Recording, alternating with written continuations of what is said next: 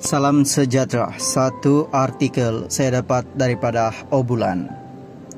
Dalam kurungan video Ibu Bella Astila gendong cucu dalam hujan, netizen sebab dan kagum. Sekarang kita tahu dari mana datang kekuatan dia.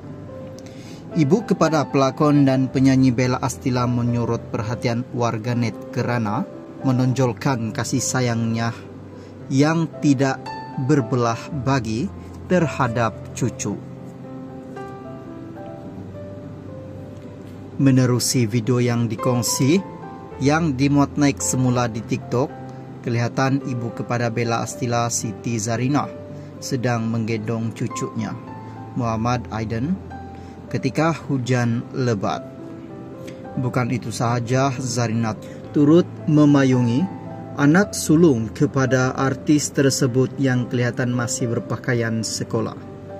Menjengah ke ruangan komen, rata-rata warganet merasa kagum dengan pengorbanan Zarina dan menyifatkannya sebagai seorang nenek yang penyayang.